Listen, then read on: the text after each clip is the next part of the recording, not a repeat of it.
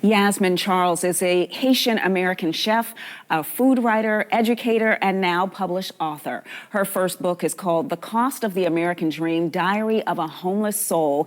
It's a chef's story about food, trauma, resilience, and overcoming adversity. She joins us now. Yasmine, welcome. Hi, April. It's good to see you. Good to see you. Usually we are cooking together, but now we're talking about the book. What inspired the title? You know what?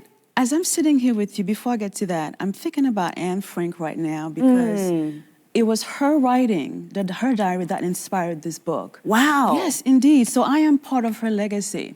You know, the title came to me because I've had many people, including the former governor of Virginia, tell me, Yasmine, you're an inspiration.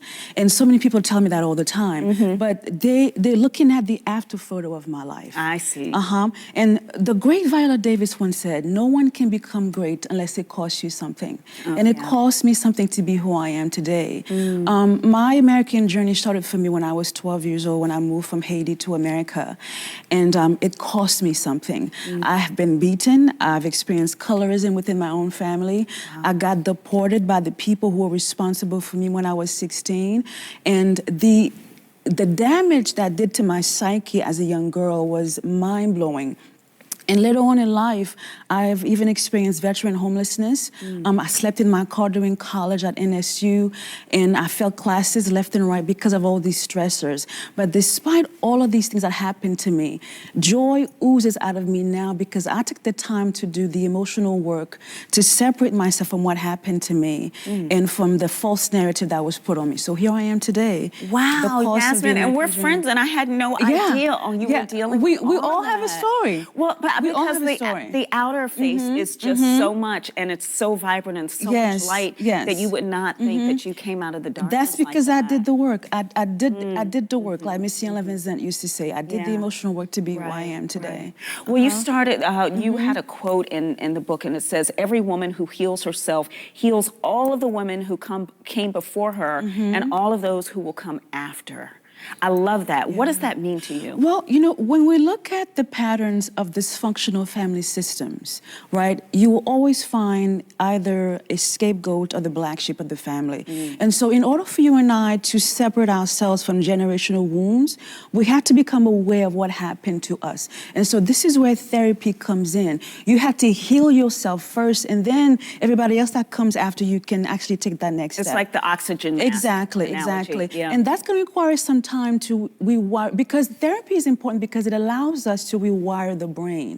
The Bible calls it renewing your mind. But what you're doing is you're actually rewiring the brain's neuroplasticity. Because if you imagine, if you grew up as a kid and you were told you were ugly, you were fat, you were never gonna be anything, and so this is all you know. So therapy allows us to unlearn all these, what I call those false narratives. You also talk about forgiveness, and you talk about trauma that you've been through. How have you been able to forgive those who have hurt you? And what do you say to people out there who have a hard time forgiving? I have a hard time forgiving, I'll be honest. If I could go back and talk to 16-year-old Yasmine who got deported by her own father and stepmother because they thought it was wise to do that, sent her to a country known for kidnapping and raping young girls, I would tell her not to take it personal, because what they did to me wasn't because I was unworthy or unloved. It was because they themselves were broken. They didn't value themselves. And so when it comes to forgiveness, I say to you, ask yourself, what would it take for me to forgive so-and-so for so-and-so? And if you're waiting for them to change, to come to their senses, even to apologize to you, you're wasting your time, because especially if you have been the only person within your family or your circle of friends to go to therapy, they don't have the language, the vocabulary, the empathy, the awareness that you have. So forgiveness happens because you have to come to a point and realize that, you know what, I forgive you, not because you deserve it, but because I deserve love, joy, and peace and happiness. Wow. Because when you hold on to all that stuff, it drains your energy. It sure does. It can make you sick and even kill you. And there's the information where we can get your book and where we can follow you. Yasmine Charles, your layers, every time you come on, I discover more about you. Thank you so much for sharing. Thank you, April. Absolutely.